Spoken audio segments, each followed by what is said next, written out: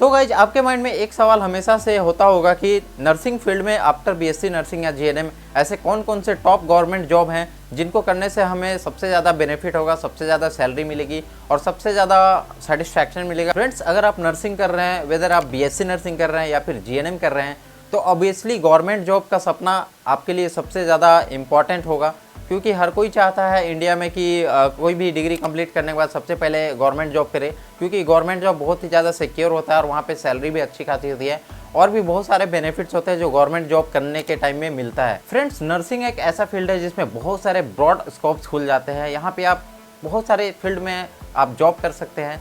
Nursing करने के बाद आप या तो इंडिया में काम कर सकते हैं या फिर आप एब्रॉड में काम कर सकते हैं। अगर आप एब्रॉड में काम करेंगे तो ऑब्वियसली वहाँ पे बहुत अच्छा खासा लाखों में पैकेज मिलता है, बट अगर आप इंडिया के अंदर काम करेंगे तो कोई भी नहीं चाहेगा कि मैं प्राइवेट सेक्टर में काम करूँ, क्योंकि वहाँ पे वर्कलोड बहुत ज़्यादा होता है और सैलरी भी कम होता है। लेकिन आप गवर्नमेंट सेक्टर के अंदर काम करना चाहते हैं तो आपके माइंड में होगा कि ऐसा कौन कौन से जॉब है जिसमें हमें अच्छे खासी सैलरी मिलती होगी और अच्छा खासा बेनिफिट भी मिलते होंगे। So hello PR medicos family, कैसे हैं आप लोग? उम्मीद करता हूँ आप लोग अच्छे होंगे। सो गाइज, मैं हूँ Pappu Rajak, welcome to all of you in my YouTube channel. अगर आप इस चैनल पे न्यू हैं तो मैं आपको बताना चाहता हूँ कि मैं नर्सिंग से रिलेटेड ऐसे ही इन्फॉर्मेटिव कंटेंट बनाते रहता हूँ। तो अगर आप चैनल पर नए होंगे तो प्लीज़ मेरे चैनल को सब्सक्राइब जरूर कर दीजिएगा। तो चलिए अब बढ़ते हैं वीडियो की तरफ। फ्रेंड्स, आज की वीडियो में मैं आपको बताने जा रहा हूँ बीएससी नर्सिंग या फिर जीएनएम करने के बाद टॉप 10 ऐसे गवर्नमेंट जॉब, हाईएस्ट से धीरे धीरे करके लोवेस्ट लेवल का जो जॉब है उसके बारे में बताऊंगा। फ्रेंड्स, फर्स्ट नंबर पे अगर सबसे टॉप लेवल का इंडियन गवर्नमेंट में जॉब माना जाए तो वो है नर्सिंग ऑफिसर का। बड़े बड़े हॉस्पिटल जैसे एम्स, पीजीआईएमईआर और आरआरबी और एसिक्स, ये सब ऐसे ऐसे हॉस्पिटल्स हैं जो नर्सिंग ऑफिसर का रिक्रूटमेंट करते हैं और इनके कुछ कुछ एग्जाम्स होते हैं, जैसे एम्स के लिए नॉर्सेट हो गया और बाकी सब के लिए आरआरबी, एसिक्स, पीजीएमईआर करके। तो ये सारे एग्जाम्स को क्वालिफाई करके लोग नर्सिंग ऑफिसर बनते हैं। नर्सिंग ऑफिसर का जो की रोल होता है वो होता है पेशेंट को केयर करना और वार्ड को मैनेज करना और डॉक्टर के साथ असिस्ट करना। फ्रेंड्स, मैं जो भी जॉब की जो सैलरी पैकेज आपको बताऊंगा वो 7th पे कमीशन के अकॉर्डिंग ही आपको बताऊंगा। तो गाइज, एम्स में जब आप नर्सिंग ऑफिसर बनते हैं तो वहाँ पे आपका जो बेसिक जो 7th पे कमीशन है उसके अकॉर्डिंग आपकी जो सैलरी है वो स्टार्टिंग में 65,000 से होती है। 65 से लेकर 90,000 तक आपकी जो सैलरी होती है। इसमें जो आपको एडिशनल बेनिफिट्स मिलते हैं वो है HRA, DA, health care allowance और पेंशन भी मिलती है। नर्सिंग ऑफिसर बनने के लिए जो एग्जाम है वो आपको देने पड़ेंगे। एम्स के लिए नॉर्सेट और आरआरबी का एग्जाम होता है, एसिक्स का एग्जाम होता है और state nursing recruitment exam. Friends, इसमें सेकंड नंबर पे जो टॉप लेवल का जो जॉब है वो है एमएनएस ऑफिसर। इसका फुल फॉर्म होता है मिलिट्री नर्सिंग सर्विस ऑफिसर। इनका जॉब रोल होता है इंडियन नेवी, इंडियन आर्मी और इंडियन एयरफोर्स में एज ए नर्सिंग ऑफिसर सर्व देना। इनका जो बेसिक सैलरी होता है वो 70,000 से 80,000 पर मंथ तक होता है। इनका जो एडिशनल बेनिफिट्स मिलता है वो है free accommodation, canteen facility, medical benefits और पेंशन भी मिलता है। फ्रेंड्स, इसकी जो एलिजिबिलिटी है उसमें सबसे इंपॉर्टेंट बात यह है कि ये सिर्फ फीमेल्स के लिए होता है और फीमेल्स के लिए जो बीएससी नर्सिंग पास आउट होती है और जो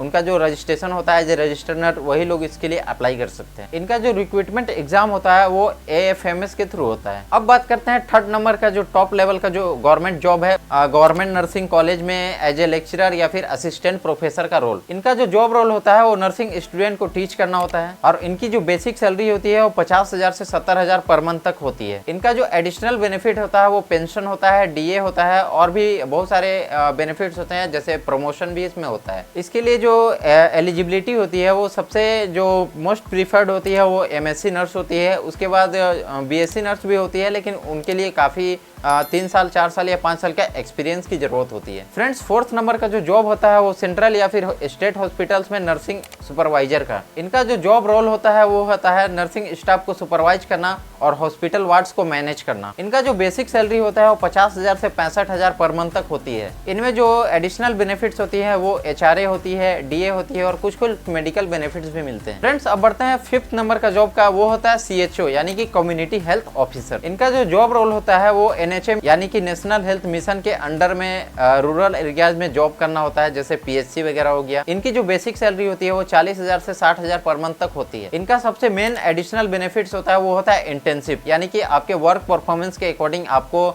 बहुत सारे इंटर्नशिप भी मिलते हैं। इनका जो सिलेक्शन क्राइटेरिया या फिर एग्जाम होता है वो एनएचएम के थ्रू जो भी स्टेट लेवल सीएचओ का एग्जाम होता है उनके थ्रू ये कंडक्ट कराए जाते हैं। फ्रेंड्स, अब 6 नंबर का जो जॉब होता है वो है स्टेट गवर्नमेंट हॉस्पिटल में एज ए स्टाफ नर्स। इनका जो जॉब रोल होता है वो स्टेट का जो हॉस्पिटल्स होते हैं उनमें पेशेंट का केयर करना और ट्रीटमेंट करना। इनकी जो बेसिक सैलरी होती है वो 35,000 से 50,000 रुपया पर मंथ तक होती है और ये स्टेट बाय स्टेट वेरी भी कर सकती है। इनका जो एडिशनल बेनिफिट्स होता है वो होता है जॉब सिक्योरिटी और DA और भी कुछ एडिशनल बेनिफिट जैसे पेंशन वगैरह हो गए। अब बढ़ते हैं 7th नंबर का जो जॉब है वो है रेलवे स्टाफ नर्स। इनका जो जॉब रोल होता है वो रेलवे एम्प्लॉय और पैसेंजर को हेल्थ केयर प्रोवाइड करना। इनकी जो सैलरी है वो 40,000 से 50,000 पर मंथ तक होती है और इनका जो एडिशनल बेनिफिट होता है वो होता है free railway passes, health care facilities और पेंशन वगैरह भी होती है। फ्रेंड्स 8th नंबर का जो जॉब है वो है Indian arm force medical service. इनका जो जॉब रोल होता है वो ये होता है कि जो भी आर्म फोर्स होते हैं उनकी जो हॉस्पिटल्स होती है उनमें उनको हेल्थ केयर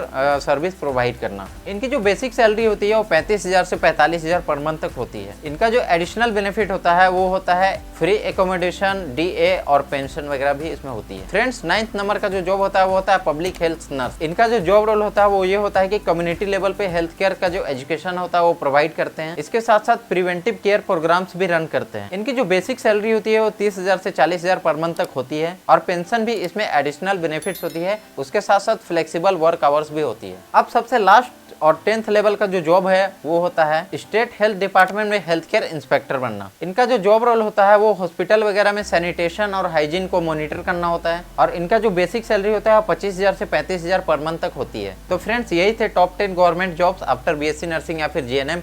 तो इनमें से आप ऐसे कौन कौन से जॉब है जो आप करना चाहेंगे तो वो कमेंट बॉक्स में बताइएगा और इसके अलावा अगर आपको कुछ ऐसा जॉब के बारे में जानकारी है तो वो भी कमेंट में बताइएगा। और फ्रेंड्स यही था आज का वीडियो। आज का वीडियो अगर आपको अच्छा लगा हो तो प्लीज़ वीडियो को लाइक करके मेरे चैनल को सब्सक्राइब कर लीजिएगा। Thank you so much.